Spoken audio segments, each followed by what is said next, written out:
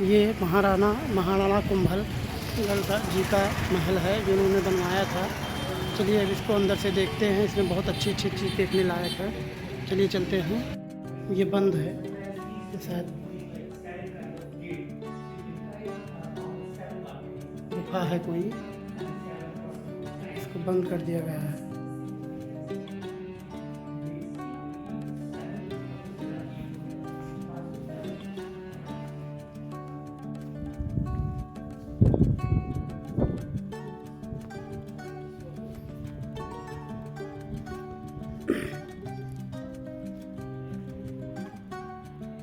इधर ये देखिए, इधर जो राजा बैठते थे और यहाँ उनकी आम जनता बैठती थी, वो अपनी कचहरी लगाते थे और कोई ख़ास मेहमान आता था तब यहाँ बैठाते थे।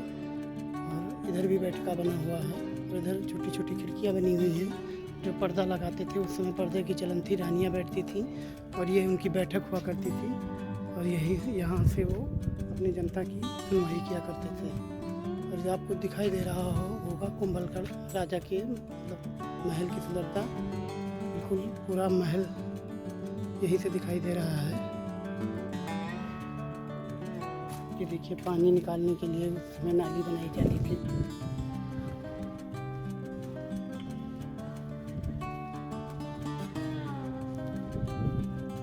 कुछ टूट फूट चुके हैं, कुछ अवशेष ही बचे हैं इसके महल के।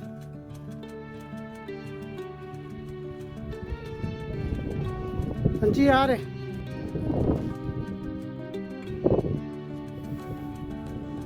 चलिए अब चलते हैं बाहर, वरना ब्लॉग बहुत बड़ा हो जाएगा। वो विजिट करने आए हैं। ये एशिया का सबसे बिगेस्ट फोर्ट इन बाउंड्री के बाद, यदि आउट बाउंड्री को काउंट करेंगे और फॉरेस्ट एरिया को काउंट करेंगे तो कुंभलगढ़ सबसे बिगेस्ट होगा जो 36 किलोमीटर का है। पहले गेट से ग्राउंड सेट में पूरा फोर्ट का एरिया 13 किलोमीटर का एरिया है और 700 एकड़ का अंदर है फोर्ट के साथ। यदि इस फोर्ट के ब्रॉड देखे जाए तो करीब 2.5 किलोमीटर का इसका ब्रॉड है और हेलीकॉप्टर के माध्यम से या गूगल सर्च आप करते हैं तो एक पीस शेप में इसका मैप करता है। मानिए कि इसके टेल पार्ट में कुछ फॉरेस्ट एरिया है, माउथ पार्ट में कुछ रेजिडेंस एरिया और बीच का मिडिल पार्ट है जो देखने के लिए जिस तरह मच्छी के दो पंख होते हैं उसी तरह यहाँ के मेन दो, एक जो ईस्ट की तरफ जो अवे है, अभी जो प्रेजेंट में भी अवे है तो उसको क्रॉस करने का आना जाना नहीं होता अभी लोगों का। बाकी जब से ये फोर्ट बना 5th सेंचुरी से लगाकर 15th सेंचुरी के मध्य तक मेन एंट्रेंस गेट वो सूर्यवंशी राजाओं ने सूर्य की तरफ ही मेन एंट्रेंस गेट रखा। मगर रानी पद्मिनी की घटना को देखते हुए एक ही अवे का फायदा उठाकर जब रूलर पेट में आए राणा कुंभा तो राणा कुंभा ने दूर की सोचते हुए कि ऐसा एक गेट का फायदा उठाकर कोई मुगल लोग हमें वापस सरेंडर नहीं कर दे रहे तो उन्हें अलग से इमरजेंसी गेट खोले, जिन गेटों से अभी लगाया जाया करती तो मैन थे जो फ्रंट हो गए, फ्रंट थे जो मैन हो गए। 5th सेंचुरी में चित्रांगद मौर्य करके राजा इस पहाड़ी पर आए और इस फोर्ट का निर्माण कराया तो ओल्ड टाइम में चित्रांगद मौर्य द्वारा इस फोर्ट का नाम चित्रकूट रखा। चित्रांगद मौर्य कौन थे? अशोका के वंशज और चंद्रगुप्त मौर्य के वंशज थे, गुर्जर थे। मगर 5th से 8th सेंचुरी के मध्य तक चित्रांगद मौर्य वंशों ने इस फोर्ट पर रूलर पेट में रहे और 8th सेंचुरी में आए बापा रावल जो सिसोदिया वंशों में से पहले एंट्री बापा रावल के रूप में हुई, सूर्यवंशी राजाओं के रूप में पहले राजा की एंट्री बापा रावल में हुई और सिसोदिया वंशों में पहले राजा की एंट्री बापा रावल में हुई। कहते हैं कि वो नाग ईडर गुजरात से आए और भीलों के हमलों में उनके फादर का डेथ हुआ और उनकी मदर उनको बचाते हुए नागदा लेके आती है और नागदा में कमला देवी ब्राह्मणी के यहाँ शरण लेकर गाय चराने के का काम करते साधारण आदमी की तरह बापा रावल। मगर गायों में से एक गाय ऐसा था कि रोज उसका मिल्क कहीं फिनिश हो जाता है। जब गाय मालिक ने इस बात की कंप्लेंट बापा रावल को की तो पूरे दिन उस गाय का विजिट किया बापा रावल ने और देखा दूर फॉरेस्ट में जाकर जैसे ही गाय खड़ी हुई, जैसे कोई कामधेनु नाम का ऐसा गाय था तो खड़ी हुई ऑटोमेटिक सेंस द्वारा मिल्क की गिरने लगी, दूध की गिरने लगी। तो बापा रावल बड़े आश्चर्यचकित हुए जब उस जगह पे जहां दूध गिरा वहां जांच करने के लिए बापा रावल ने गाय के हटने के बाद घास फूस हटा के देखा तो एक शिवलिंग मिला। उसी शिवलिंग को अपना आराध्य देव मानते हुए बापा रावल ने नादोवर के पास में एकलिंग जी का मंदिर वहां स्थापना की और उनके दीवान बनकर राजा के रूप में बने रहे। उसमें कहते हैं कि जहाँ शिवलिंग मिला उस जगह पे एक साधु तपस्या करते थे और साधु की रात दिन सेवा करने से काम से वो खुश हो गए। उनको शास्त्र शिक्षा दी, लड़ाई का गुण सिखाया और राजा बनने की काबिलियत उन्होंने बताई। तो उस टाइम में उन्हीं ने आशीर्वाद दिया है कि बेटे जहाँ पे तुम्हारे पैर जाएंगे तुम्हारा शासन होगा और सदा विजेता रहेंगे, कभी पराजित नहीं होंगे। उन्हीं के आशीर्वाद से चित्रांगद मौर्य के लास्ट वंशज मान मौर्य की सेना में आके सेनापति बने और सैनिक कुशलता के खातिर यहाँ के राजा बन गए, जो सूर्यवंशी राजाओं के रूप में पहले राजा की एंट्री बाप्पा रावल के रूप में हुई 734 के अंदर। कहते हैं कि 8 से 16 सेंचुरी के मध्य तक ज्यादातर बाप्पा रावल वंश ने इस फोर्ट पर राज किया। इस पीरियड में लगभग 54 किंग्स हुए और 27 बार इस फोर्ट पर डायरेक्टली अटैक हुए, 27 बार इस किले पर डायरेक्टली अटैक हुए, जिसमें से 24 बार यहाँ के राजाओं ने विक्ट्री हासिल की, विजय हासिल की। मगर 3 बार ऐसा स्थिति हो गया कि 1303 के अंदर 1303 के अंदर रानी पद्मिनी की सुंदरता की खातिर जब फिर इस फोर्ट पे आता है, उस वक्त में एक बार युद्ध हार जाता है, मगर सेकंड बार धोखे से राणा रतन सिंह को बंदी बनाकर युद्ध जीतता है। तब रानी पद्मिनी के रूप में 16,000 लेडीज के साथ जोर हुआ, 16,000 लेडीज के साथ इंदिरा का जोर हुआ, इस फोर्ट का पहला जोर कहलाया। और 1535 में राणा सांगा की देश का फायदा उठाकर जब हुमायूं मतलब बहादुर शाह हमला बोलता है, तब रानी का नाम होती हुमायूं को हेल्प लेटर पहुंचाती है और हुमायूं को आने में विलंब होता है। तब तक बहादुर शाह की सेना फोर्ट के काफी क्लोज एरिया में जाती है। उसको देखते हुए रानी कर्णावती ने 13,000 लेडीज के साथ जोर हुआ, 13,000 लेडीज के साथ जिंदा में जोर हुआ, जिसके लेकर सेकंड जोर कहलाया। 1567 के अंदर जब अकबर हमला बोलता है, उस वक्त में अकबर ने अपनी विशाल सेना 48,000 फोर्ट को 6 महीने तक घेर के रखा। उस टाइम में यहाँ पर खाने पीने की सारी सामग्री खत्म हो जाती है और उस टाइम में इस फोर्ट पे ओनली फॉर 8,000 सैनिक थे और 48,000 सेनाओं से मुकाबला करना था। तो फोर्ट क्लोज रहने के खातिर खाने पीने की सामग्री खत्म हो गई, पर यहाँ के मेन सामंतों, मेन इंचार्जों ने, मेन सेनापतियों ने मिलकर निर्णय लिया कि हम दूल्हे की भांति भूख से नहीं मरेंगे, मरेंगे तो फील्ड में संघर्ष करते हुए मरेंगे, शान की मौत मरेंगे। तो उन्होंने देखा कि हमारी बीवी बच्चों का क्या होगा, हमारे बच्चों का क्या होगा, तो उन्हें 7,000 लेडीज के लिए जिंदा आग में जोर किया यहाँ के मेन सेनापति फतेह की वाइफ के सानिध्य में। और मर्द लोग एडवांस में गंगा जल मुंह में लिया, एडवांस में तुलसी पत्र मुंह में लेता है कि मरने के बाद में कोई उनका वंशज नहीं जो उनकी इस विधि से दुनिया से विदा करेंगे। और केसरिया बाना पहन कर, माथे पे तिलक लगाकर, हर हर महादेव के नारे लगाते हुए अकबर की सेना पर इतना खतरनाक तरीके से टूट पड़े सातों गेट खोलकर कि अकबर खुद थर्रा गया। अकबर की 44,000 सेनाओं को काट दिया था यहाँ के 8,000 वीरों ने। यहाँ तक कि कल्ला नाम का योद्धा तो सिर कटने के बाद भी अपने हाथों से आधे किलोमीटर तक तलवार नहीं छोड़ी। तो ऐसे बहादुर यहाँ थे। और ये कहते हैं कि यहाँ भक्ति में मीरा हुई जो साक्षात कृष्ण जैसे बातें करती थी, पॉइजन को अमृत में चेंज कर दिया। और त्याग में यहाँ पन्नादारी भी जरूरी है। वचन के खातिर कौन माँ अपने बेटे को मरवा के दूसरों को बचाएगी, वचन के खातिर राणा प्रताप के पिता उदय सिंह को बचाया।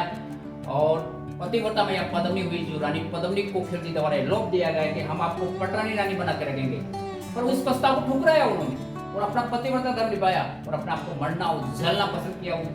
और दानवीर में भामास हो जो राणा प्रताप को हत्या काटे के युद्ध करने से पैसों का जरूरत, अपने पूर्वजों का सारा खजाना उनके चरणों में भेंट कर दिया।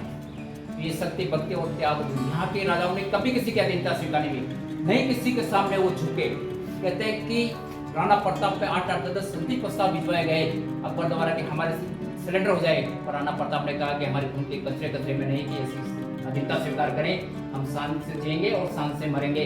हम कभी किसी जयपुर वालों ने अधीनता स्वीकार की, जोधाबाई का उनका शादी कराया उन मुगलों के साथ में। पहले जयपुर नगरी गुलामी नगरी के नाम से फेमस था, पर लास्ट के उनके किंगडम ने गुलामी हमेशा के लिए ठप्पा नहीं लग जाए, तो अलीजाबाई से गुलाब लगाकर इसको पिंक सिटी में कन्वर्ट कर दिया। और यहाँ के राजाओं ने कभी किसी की अधीनता स्वीकार नहीं की। कहते हैं कि अकबर इतना थक गया राणा प्रताप से युद्ध करके, कभी कभी उनको सपने आने लगे कि राणा प्रताप नुमा नाक बंद कर मेरे तकिया के पास बेटा मेरे को कभी भी डर सकता है।